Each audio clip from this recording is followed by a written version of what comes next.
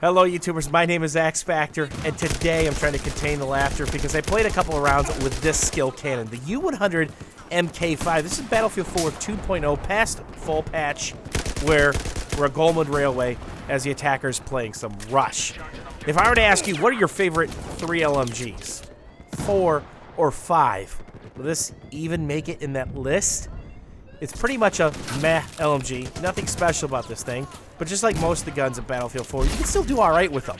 And today I'm going to be trying to share my sandwiches as I read the mini-map, try to pay attention from the flankety-dank happening because we're still in that first set of MCOMs. I'm going to sprinkle in just a little bit of UCAV action, but not too much because I really want to work on this U-100 sniping across the map. As you're seeing this burst fire and tap fires, I'm trying to figure out what's best at what range. Of course, the U-100 has been adjusted from the fall patch. It was one of those guns that did 25 max. Now it does 24 max. The damage fall off is pretty quick. It starts at 8 meters.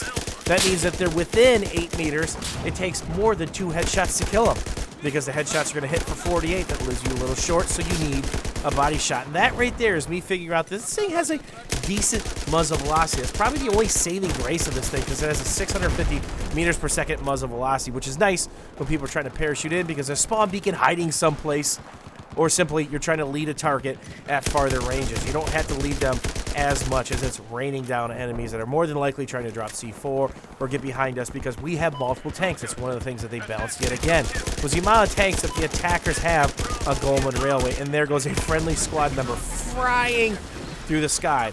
I'm kind of breaking my own rules here, trying to get up close and personal.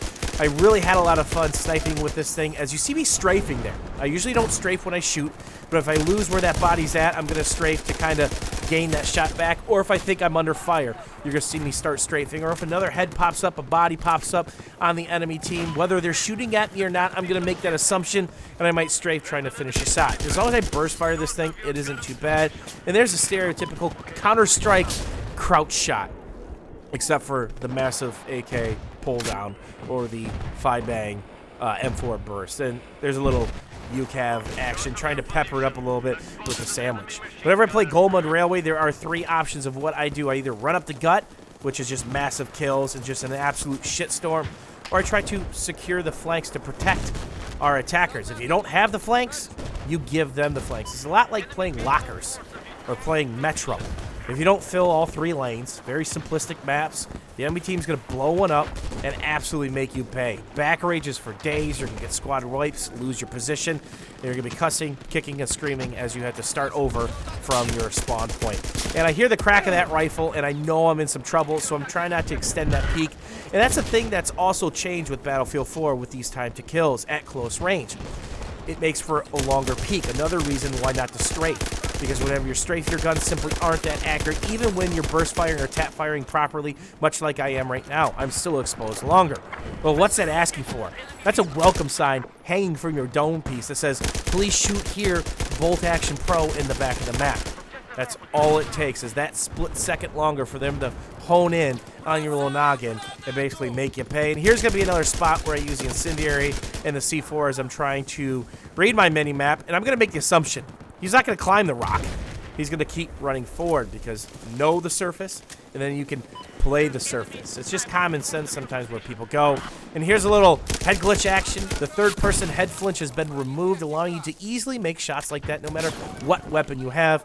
And there's a perfect example of me sitting still too long and the sniper getting the best of me in the back of the map.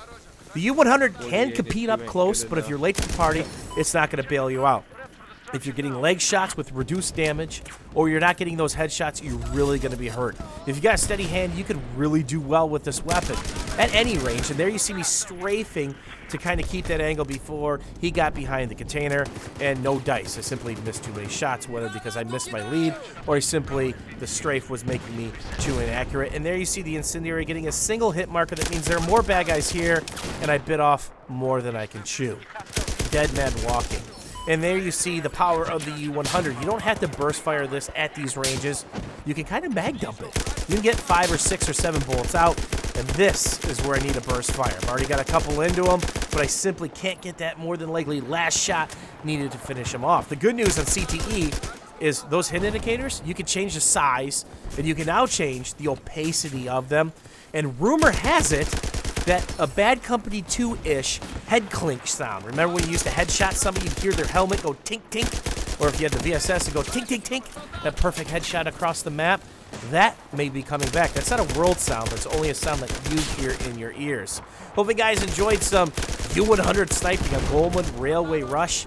This isn't a weapon that you really want to use if you're in a close quarters only map, but it's something you can have a lot of fun with if you're playing a map that's got it all, or especially a lot of medium or longer ranges. And that right there is the U-100 MVP. That's 60 bomb. Thanks for watching, guys.